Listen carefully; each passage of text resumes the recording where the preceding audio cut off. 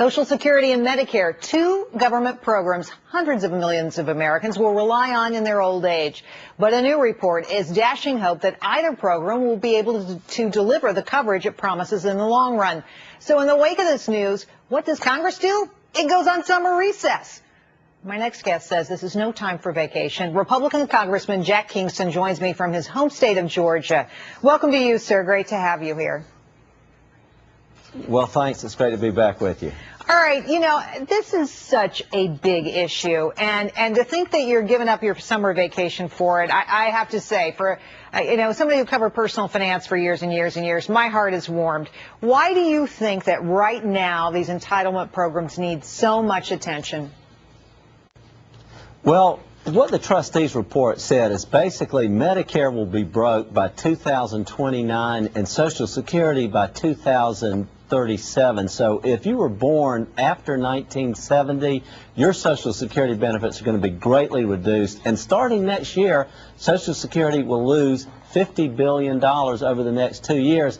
And so instead of going back to Washington to address Social Security and Medicare, what we are doing is focusing on a bailout for state employees.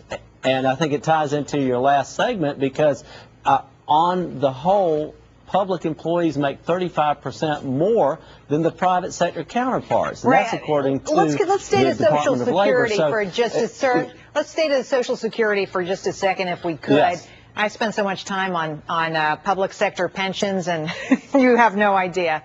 I wanted you to react, though, You're already appalled enough. All right, I am appalled, and our viewers are too. But I want you to respond to something the Treasury Secretary said, I believe today on this topic. Yesterday, I want you to respond to what he had to say. While the recession has taken a toll on Social Security in the near term, the long-term outlook is nevertheless improved as a result of the Affordable Care Act through provisions that are expected to shift some compensation over time from health insurance to earnings.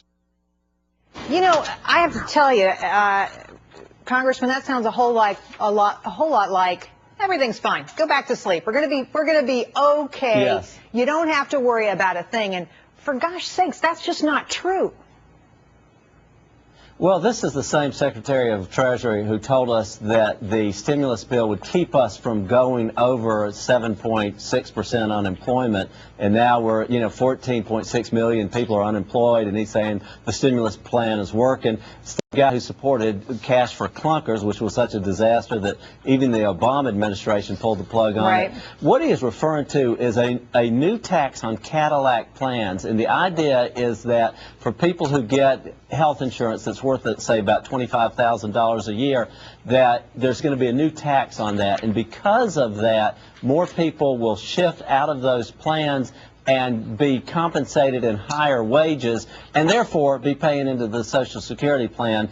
It is such a specious argument. And in fact, the Medicare trustees looked at some of the assumptions of the administration and said, it's so silly, we're going to do two reports, one with your rosy picture assumptions and the other one in the real world. And I hope that the Secretary will review those reports. Well, there's clearly a lot of work to be done. And Paul Ryan, who I know you know, has come up with his own list, his own really comprehensive report of what we need to do to bring this country back to solvency, get the entitled programs working. Why don't we just adopt his suggestions?